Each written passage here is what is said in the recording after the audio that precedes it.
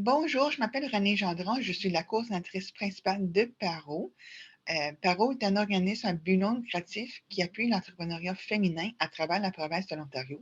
Nous offrons de l'accompagnement à l'entrepreneuriat, nous offrons aussi des prêts entre pairs et de l'appui pour l'exportation et la croissance de l'entreprise.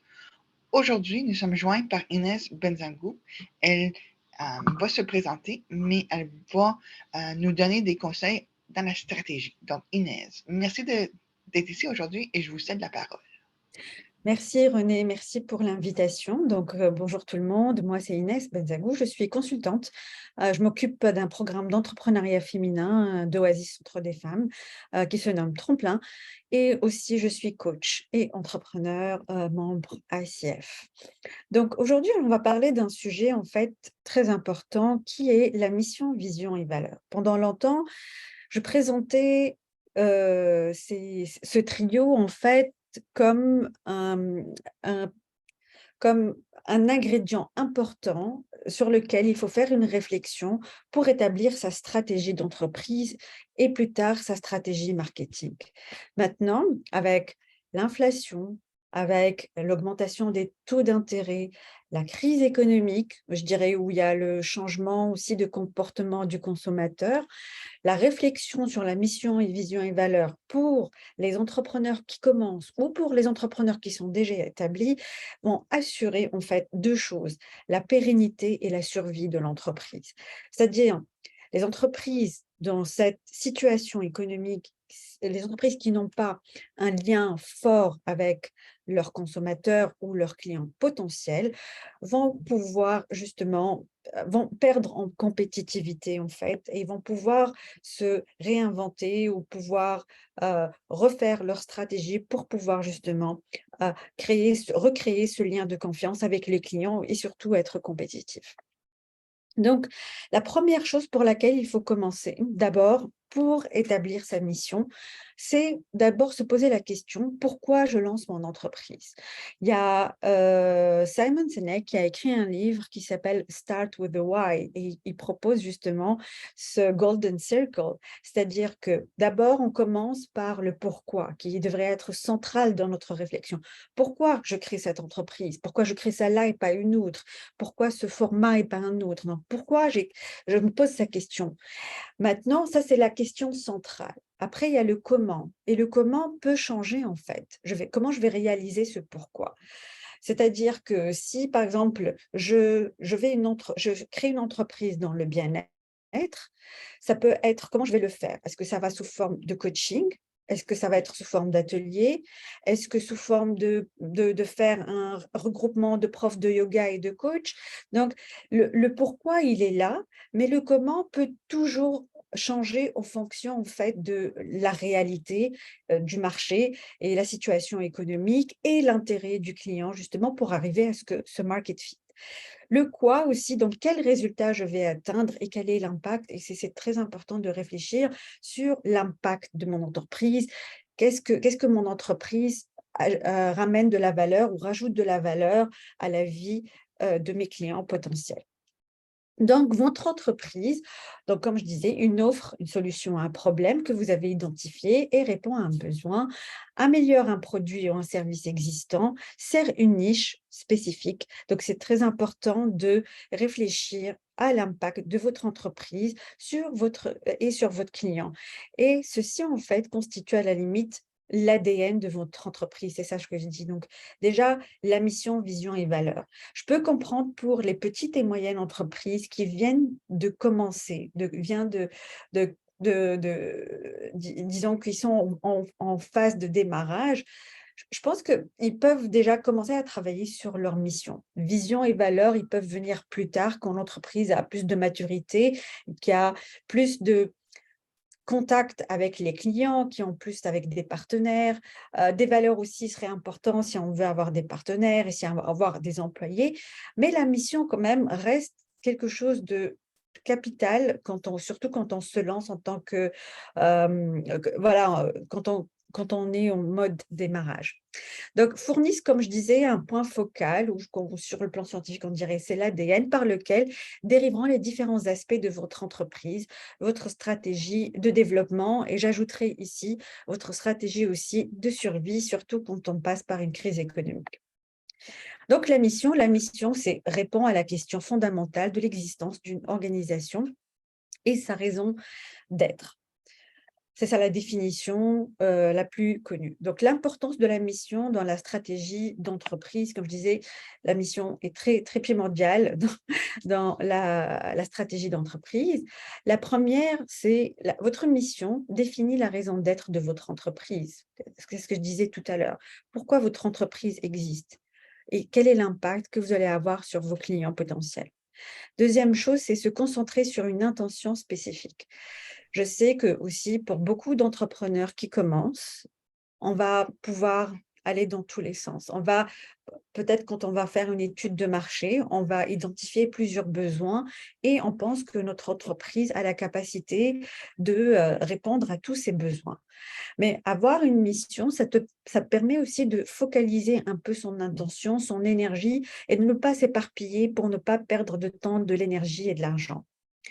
Le troisième point, c'est permettre de générer des idées et des solutions. Vous vous rappelez dans la slide que j'ai montrée tout à l'heure, je disais le pourquoi c'est important, le comment peut éventuellement changer, peut éventuellement s'adapter au marché ou aux besoins de la clientèle.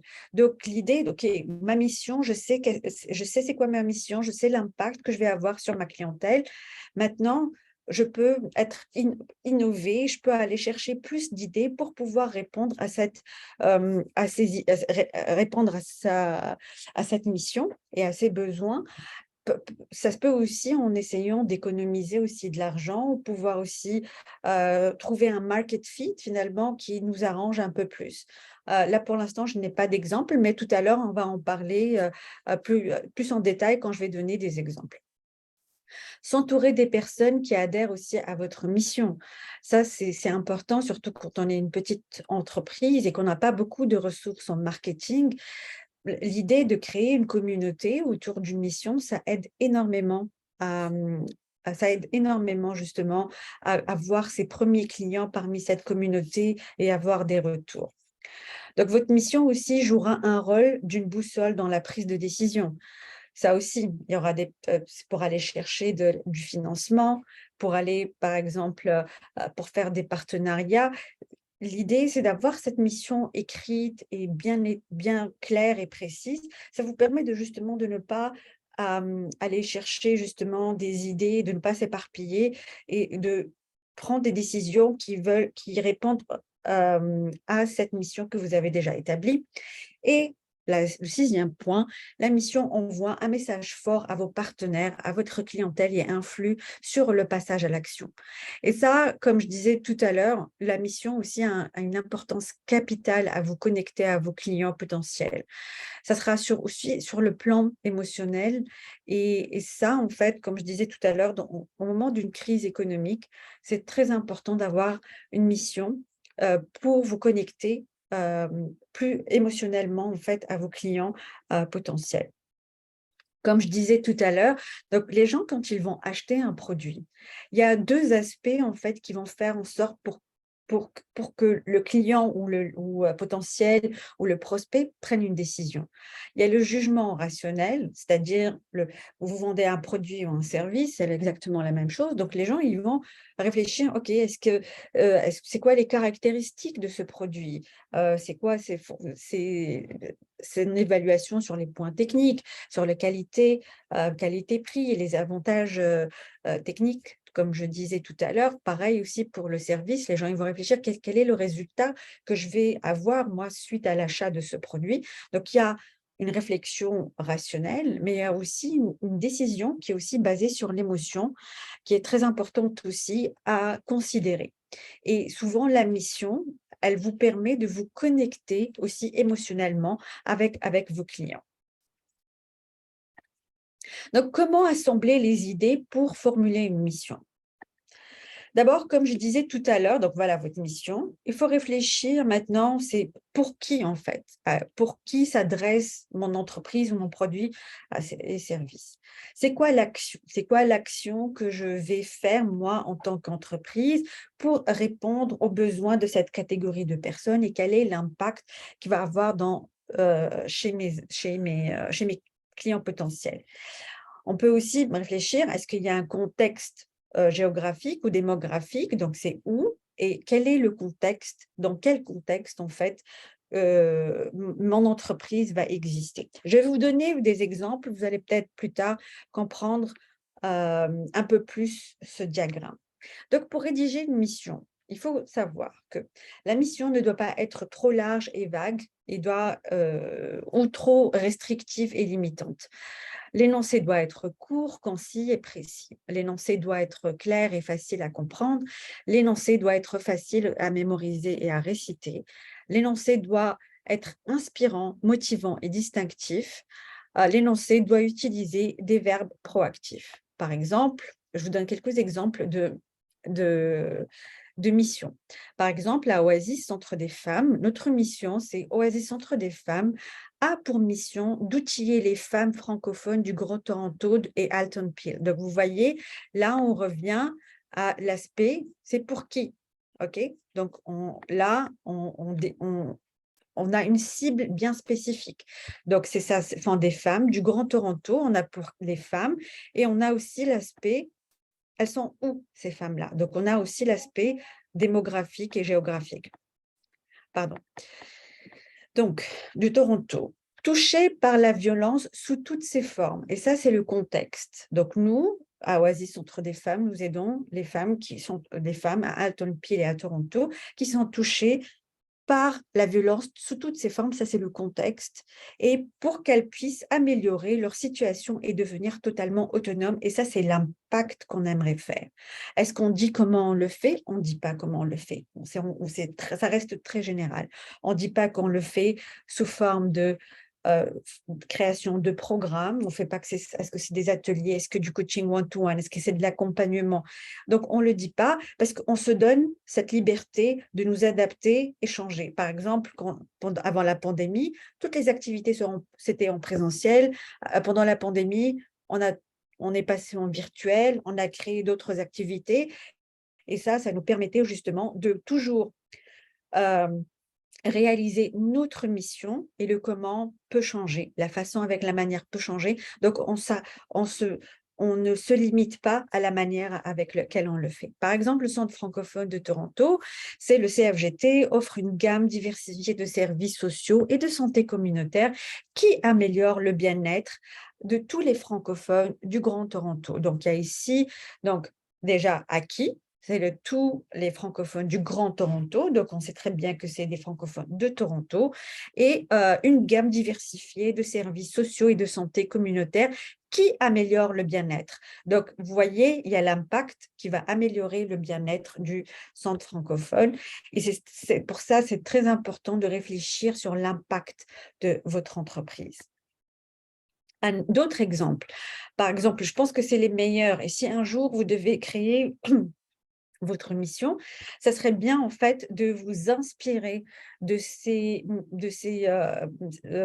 énoncés des missions de grandes entreprises parce qu'ils sont très bien faits, elles sont très claires et ça va vous donner des templates pour votre entreprise.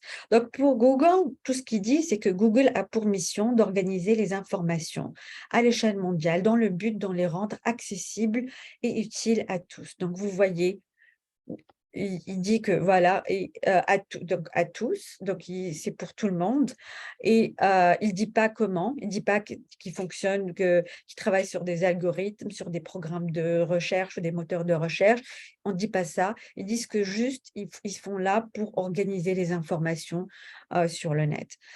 Tesla, la mission de Tesla est d'accélérer la transition mondiale vers un schéma énergétique durable. Donc, vous voyez que c'est reste très général. Ils font pas très spécifiques. Ils disent même pas en fait qu'ils font des voitures. Donc pour Fréchy aussi, donc pour aider les citoyens du monde à mieux vivre en rendant la nourriture saine, pratique et abordable. Encore une fois, donc c'est les citoyens du monde, c'est pour qui? L'impact à mieux vivre, donc à mieux vivre, c'est ça l'impact, en rendant la nourriture saine, pratique et abordable. Donc, ils disent pas qu'ils font des chaînes de restauration où ils offrent de la nourriture hem, saine.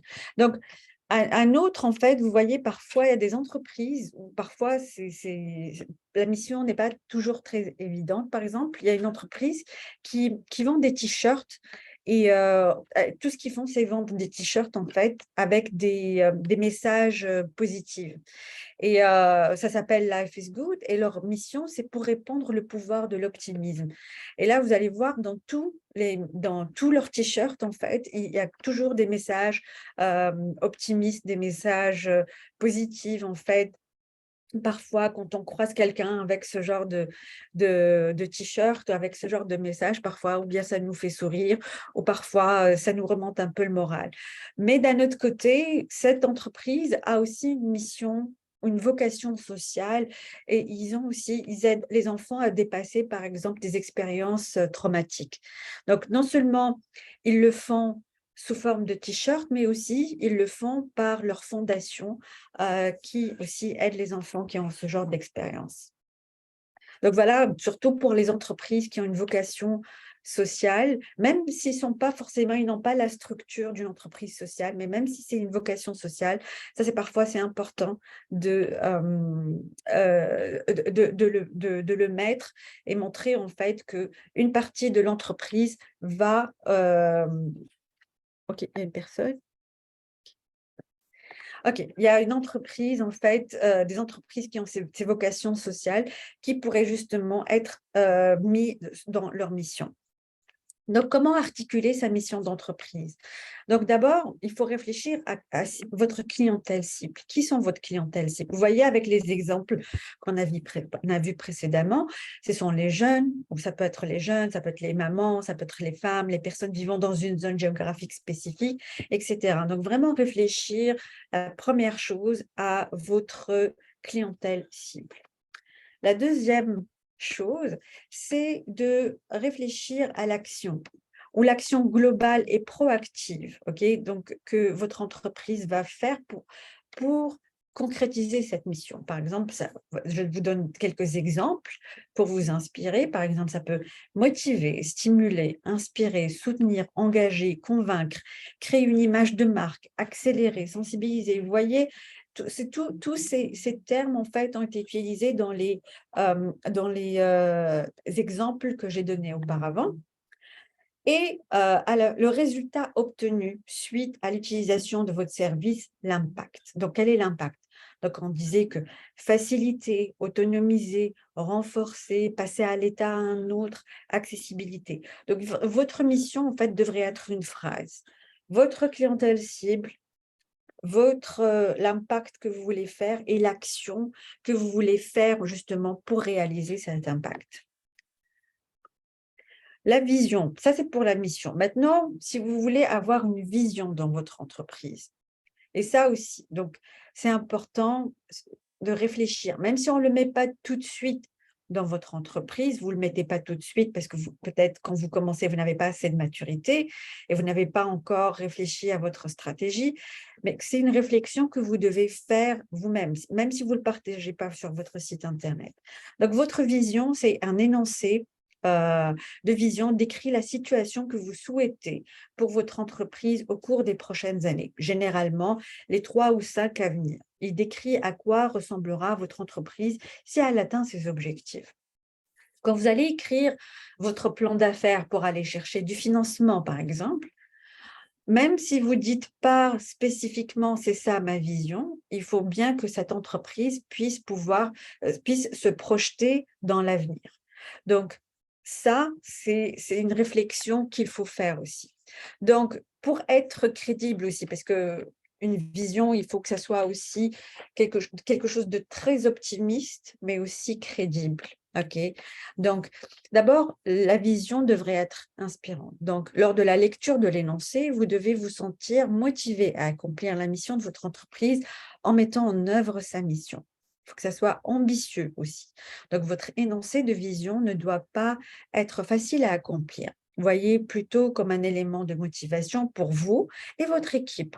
Surtout pour vous au début, si vous n'avez pas encore d'équipe ou si, par exemple, vous devez aussi, comme je disais tout à l'heure, avoir un plan stratégique pour les prochaines années dans votre, que vous devez mettre dans vos plans d'affaires, c'est sûr que vous devez avoir une vision de votre entreprise et c'est pas juste les ventes que je vais avoir les prochains mois. C'est-à-dire, il faut bien que vous vous positionnez, que vous vous situez sur le marché et comment vous voyez grandir dans le marché que vous visez.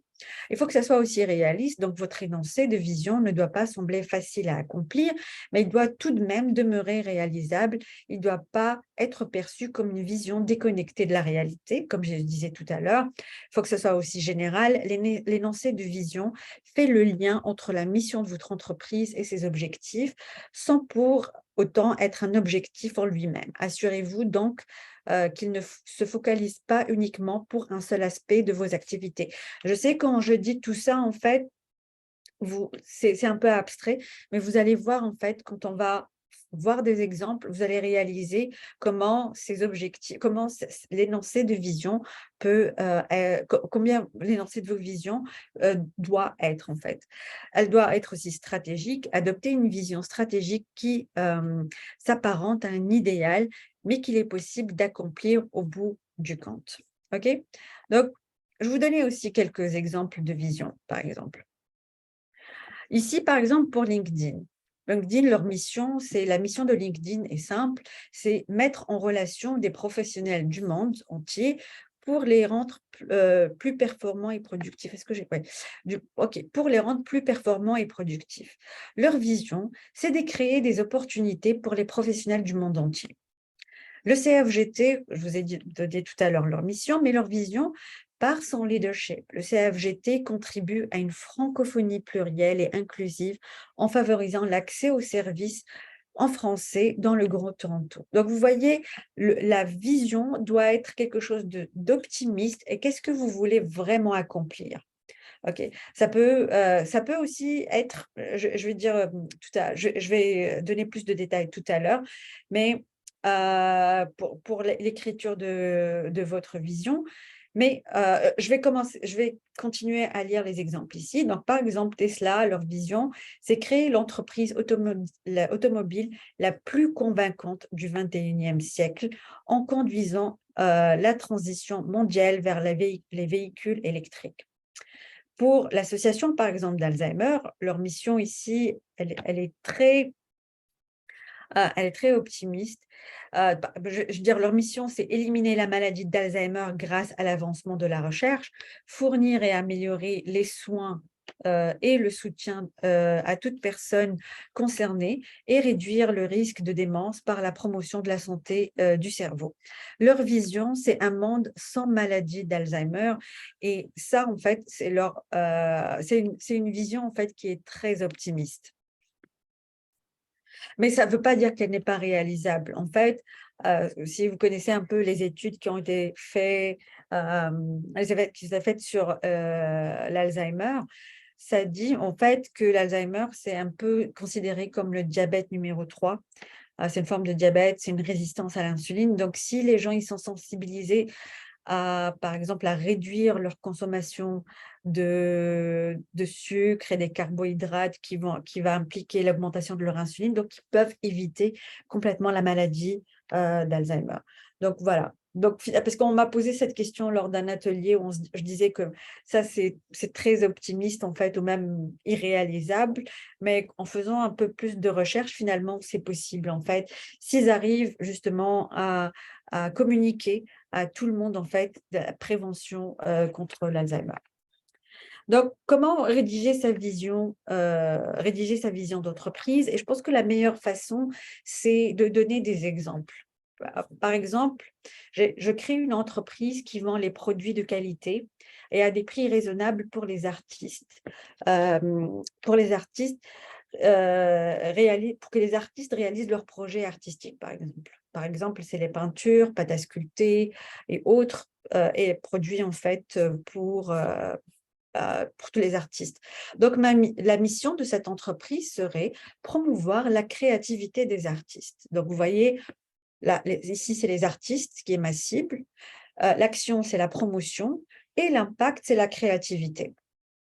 Dans ma vision ici, comment je peux articuler ma vision? Donc ma vision, c'est répondre l'art dans la vie des Canadiens et le rendre accessible à tout le monde. Donc moi, ici, dans ma vision, c'est que rendre l'art accessible aux Canadiens. Donc c'est-à-dire pour ceux qui n'ont pas la possibilité d'acheter des produits d'art, produits, pour réaliser de l'art, donc juste le rendre un peu plus accessible et pouvoir justement donner la possibilité aux Canadiens de consommer ce genre de produits. Donc pour rédiger donc sa vision d'entreprise, vous pouvez l'étendue du marché, vous pouvez donc, comme je disais, faire une projection sur les 5 ans, mais vous parlez de l'étendue du marché.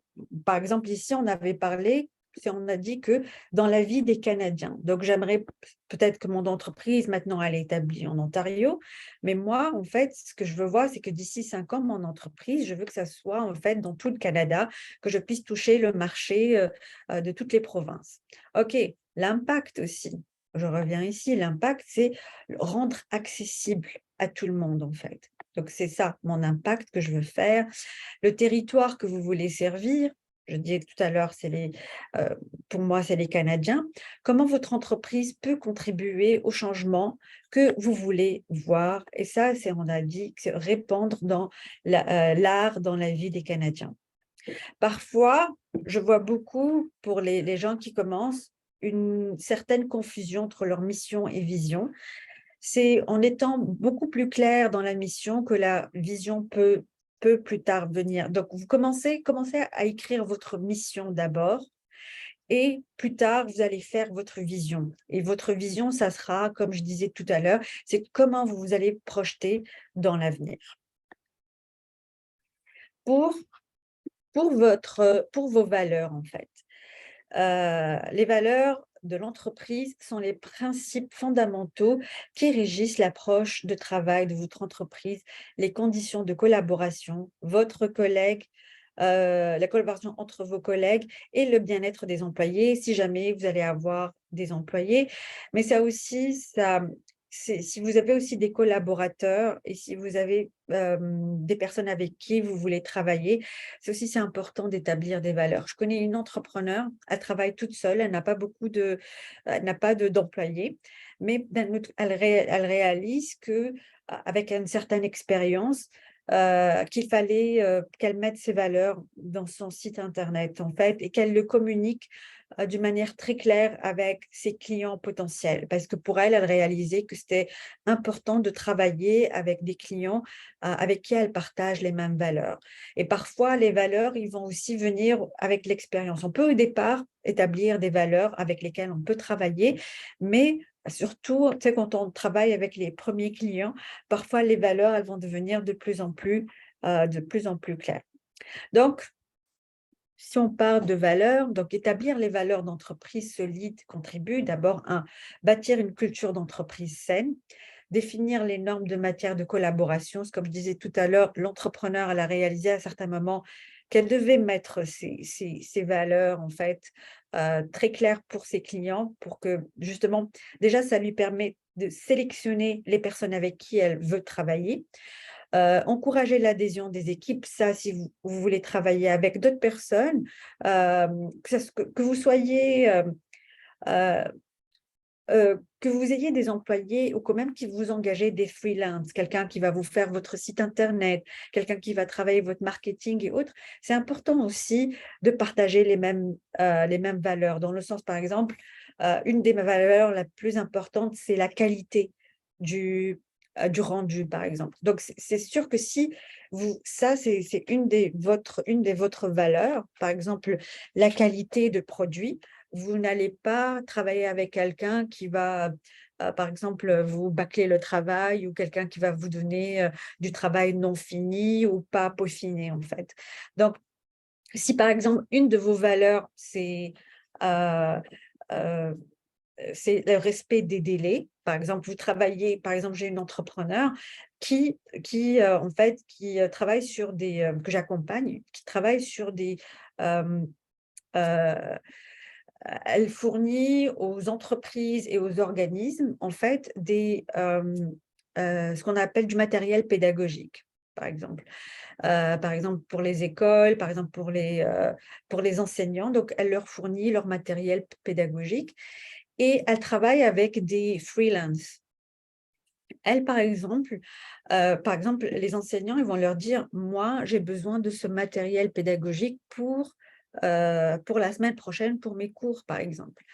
Et si, par exemple, ces freelances, ils lui transmettent pas, par exemple, les graphiques ou le contenu dans les délais attendus, donc elle pourra pas fournir à ses clients elle-même, heu, le matériel pédagogique. Donc là, pour elle, une de ses valeurs la plus importante, c'est le respect des délais, parce que les enseignants, justement, ils ont des délais à respecter pour leurs cours, par exemple. Ça permet aussi, par exemple, si jamais vous avez aussi des employés ou autres, ça vous permet aussi de la rétention et l'implication des employés. Et je pense que ça, c'est une des difficultés que comprend énormément d'entreprises, en fait, et qui n'ont pas assez de, de, de valeur pour retenir leurs employés. Attirer des clients qui ont les mêmes valeurs que vous, renforcer la prise de décision, favoriser un meilleur travail d'équipe. Pour les valeurs, il y a différents types de valeurs. Donc, il y a les valeurs, ce qu'on appelle moraux, c'est-à-dire la loyauté envers les clients et les collaborateurs, l'honnêteté. Ça peut être sociétaux, c'est-à-dire respecter l'environnement, développer un modèle économique plus éthique. Et aussi, ils peuvent avoir une dimension marketing, c'est-à-dire la proximité avec la clientèle, l'adaptabilité, refléter une stratégie. On est là pour innover, être toujours à la pointe. Les valeurs d'une entreprise reflètent la vision de son dirigeant, sa façon de concevoir l'entrepreneuriat aussi. Donc, si vous êtes entrepreneur et vous êtes tout seul, vos valeurs en tant que personne doivent, par exemple, se refléter aussi dans votre entreprise, si vous ne travaillez pas avec d'autres personnes. Donc voilà, l'exemple de valeur, par exemple, Oasis, Centre des femmes, c'est le respect, justice sociale, intégrité, féminisme, diversité et l'usagère au cœur des interventions. Par exemple, pour un autre organisme d'entrepreneuriat féminin, pour eux, un de leurs valeurs, et c'est la seule en fait et unique, c'est la générosité radicale.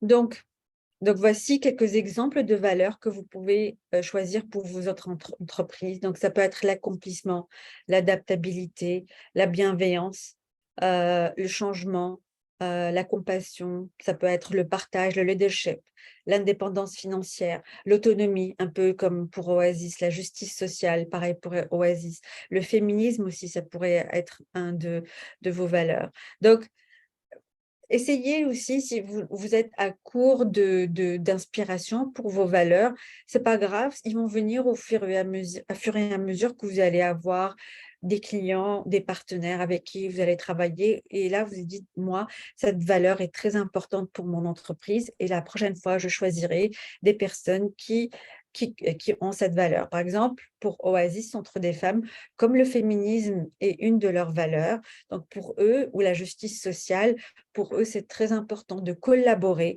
ou d'engager, par exemple, des consultants, des coachs, des facilitateurs qui adhèrent à ces valeurs. Donc voilà pour aujourd'hui, je pense qu'on a fait le tour. Comme il n'y avait pas beaucoup d'interactions, on a fini un peu plus tôt.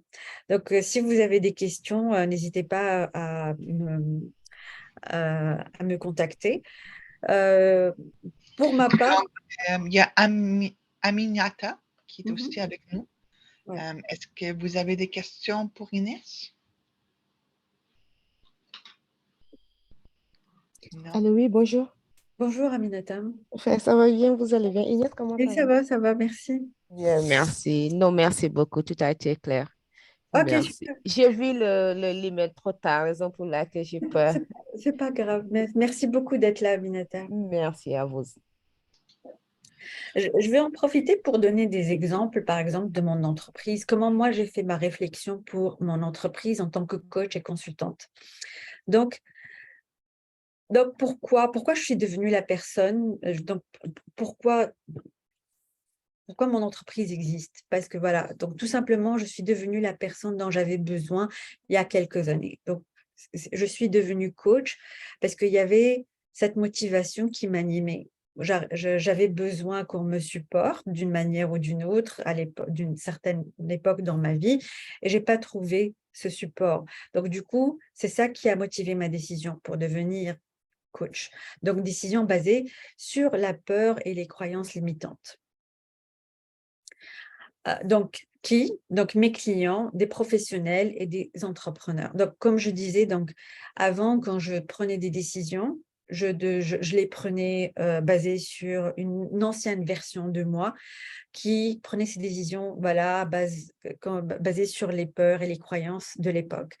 Et après, en évoluant, et en découvrant le développement personnel, je me suis dit: «Il y a moyen, en fait, d'aider les personnes à prendre des décisions sur plutôt sur, ce qui les motive en tant que personne, sur leurs valeurs les plus profondes, pour développer des talents, en fait, qui leur permettent justement de devenir autonomes financièrement». Donc je me suis dit: «Je suis devenue cette personne». Donc qui sont mes clients? C'est souvent des professionnels et des entrepreneurs. Donc comment je le fais? Donc je le fais où bien sûr, je me suis formée, j'ai pris des formations de coaching ICF. J'utilise aussi l'approche féministe, susciter des prises de conscience avec des outils de coaching. Je fais faciliter la croissance, mettre les clients en action. Je le fais sous forme de one-to-one, je le fais sous forme d'atelier. Et finalement, l'impact que j'ai envie de voir chez mes clients, c'est voilà, c'est l'apprentissage transformationnel qui implique les changements profonds des croyances et des cadres de référence de l'individu. Donc, j'aide le coaché à changer ses perspectives sur un sujet en identifiant ses biais d'interprétation, donc lui permettant ainsi d'avoir un sens nouveau à son environnement et aux événements. Ces nouvelles interprétations guideront les actions du coaché pour atteindre des objectifs. Je sais que c'est un peu lent et compliqué à lire, mais l'idée, c'est que lors des sessions de coaching, que ce soit du one-to-one ou même avec des ateliers, ce que j'aimerais avoir, c'est cette prise de conscience. Je dis, OK, il y a une autre façon de voir les choses. Je peux comprendre que parfois, quand on est, que ce soit un entrepreneur ou un professionnel, il y a un mot en anglais qui s'appelle le tunneling. On voit juste une seule direction. Mais parfois, quand on se retrouve avec une session de coaching et à travers des questions et des techniques de coaching, le client peut voir d'autres aspects, en fait, auxquels il n'a pas pensé, d'autres façons de voir les choses, voilà, avec les questions, avec l'effet miroir. Et du coup, il y a cette prise de conscience et la prise de conscience va ramener de nouvelles actions. Donc, c'est ça, en fait, l'impact que je veux avoir. C'est un peu lent, il faudrait juste que trouver parfois quelque chose de plus court pour le dire. C'est juste des prises de conscience qui vont ramener justement de nouvelles actions. Donc, ma mission est d'accompagner aussi les gens pour leur épanouissement professionnel et personnel. Donc voilà, ma vision, c'est redonner à l'humain le pouvoir sur les structures. Et mes valeurs, l'humain au centre de l'entreprise, du projet. La prise de conscience, pour moi, elle est très importante, l'autonomisation et la créativité. Donc voilà, je vais vous donner un peu ma réflexion pour créer ma vision, ma mission et mes valeurs pour mon entreprise en tant que coach et autres. Et je pense que à certains moments, je pense quand on est entrepreneur, il faut s'asseoir à certains moments et réfléchir. Pourquoi je fais cette entreprise? Pour quelles raisons j'ai choisi cette carrière et pas une autre? Qui sont mes clients? Quel est l'impact que je pourrais, heu faire, en fait, dans la vie de ces clients potentiels? Comment je vais le faire? Donc voilà, cette réflexion petit à petit, va vous ramener doucement à votre mission, plus tard à votre vision et plus tard aussi aux valeurs avec les plus profondes. On peut avoir plusieurs valeurs, en fait, mais parfois on va se concentrer sur 3, 4, 5 au maximum, en fait, sur 5 valeurs où on veut avoir tout le temps dans notre travail. Et ça, en fait, avoir des valeurs, ça contribue beaucoup dans notre bien-être en tant qu'entrepreneur, plus tard dans le choix des personnes avec qui on travaille et dans le choix de nos clients. Donc voilà, c'est une réflexion assez importante à faire. Et comme je disais au début, peut-être Aminata, tu n'étais pas là, mais au début, je disais que la mission, vision, valeur était là pour la stratégie de l'entreprise. Ça nous permet d'établir une stratégie d'entreprise, mais pendant une crise économique, c'est vraiment un outil pour la survie et la pérennité de l'entreprise. Donc voilà, merci. Merci beaucoup, Inès, pour cette excellente présentation. Avez-vous des conseils comment souvent une entreprise devrait repasser sa stratégie ou ses valeurs ou sa mission? Y a-t-il des moments clés qu'une entrepreneur devrait prendre en acquis? C'est temps que je réfléchis un petit peu plus. C'est une très belle question, René. Souvent, les gens, ils doivent repenser leur mission quand leurs ventes, par exemple, ne sont pas atteints. Les objectifs de vente ne sont pas atteints. Est-ce que j'ai la bonne stratégie? Donc, je vais revoir ma mission. Je vais revoir mes valeurs. Donc, je vais revoir aussi ma cible. OK. Ma cible. Et Ouais. Donc, donc voilà, quand les objectifs de vente ne sont pas atteints, premièrement, quand on se retrouve en positionnement, on a envie de se repositionner dans un marché. Par exemple, là, du coup, il y a une très grande compétition.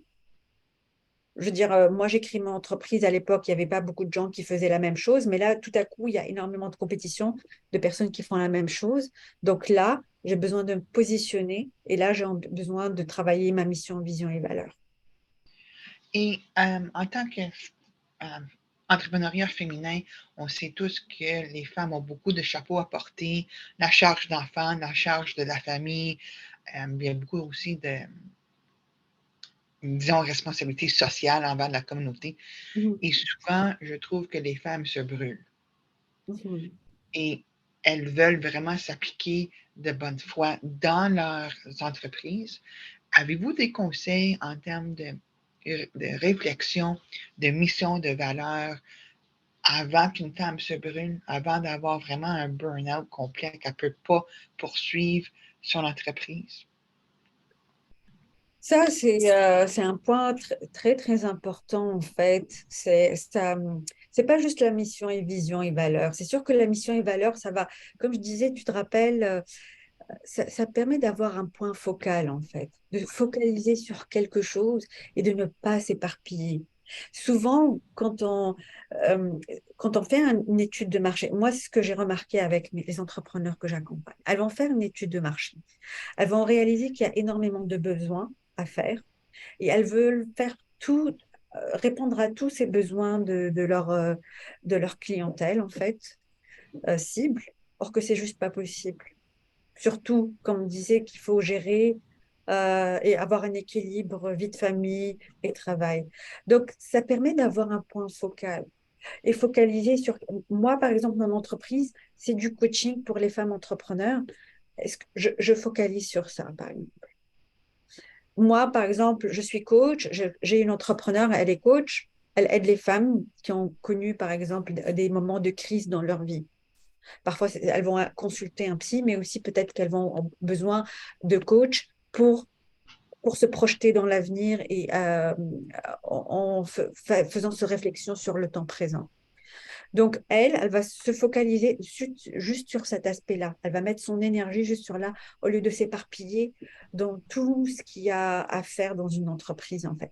S'éparpiller à créer une communauté, à fidéliser cette clientèle, à leur offrir les produits et les services qui répondent à leurs besoins, en fait, et d'avoir une mission bien spécifique. Parce que justement, en fait, si elle se brûle, c'est que peut-être il y a aussi un, un, un éparpillement quelque part et l'énergie n'est pas focalisée et l'argent aussi. D'un autre côté, en fait, il y a une des valeurs aussi sur laquelle réfléchir. Si ta valeur, ton entreprise, c'est le bien-être, déjà, elle devrait commencer par toi-même, en fait. Donc, réfléchis, c'est quoi tes valeurs, toi, en tant qu'entrepreneur? C'est le bien-être, c'est parce que si tu peux pas, si tu n'es pas bien en tant qu'entrepreneur, tu peux pas être bien aussi dans la famille, tu peux pas être, en fait, la santé mentale, elle va pas juste affecter ta santé mentale va pas être affectée juste dans ton travail, mais aussi dans ta relation avec les membres de ta famille, avec tes collègues. Donc ça aussi, réfléchir, c'est quoi tes valeurs en fait? OK. Parce que moi, Mais par exemple, quand je dis ici l'humain au centre de l'entreprise, moi, ça englobe tout en fait. C'est le bien-être de l'humain au centre de l'entreprise et de la productivité. Donc, c'est sûr que mon bien-être va passer avant et après, c'est à ce moment-là que je peux donner aussi à l'autre. OK. Ben, merci beaucoup. Je t'en prie, Donc, Inès, c'était une excellente présentation. je t'en On a prie. pris ça. On a pris ça. Oh, ça va mal. On a bien appris les valeurs, puis la mission, puis l'importance de vraiment connaître euh, pourquoi on démarre une entreprise. Sans un pourquoi très fort, très focalisé, vraiment, on se perd. On se perd dans le projet de l'entrepreneuriat. Mhm. Donc, je vous remercie beaucoup pour votre temps ce matin. Je t'en prie, merci beaucoup, tout le plaisir est pour moi, René. Donc, le webinaire a été organisé par PARO. PARO est un centre à but non lucratif qui appuie l'entrepreneuriat féminin. Merci à tous et à tous.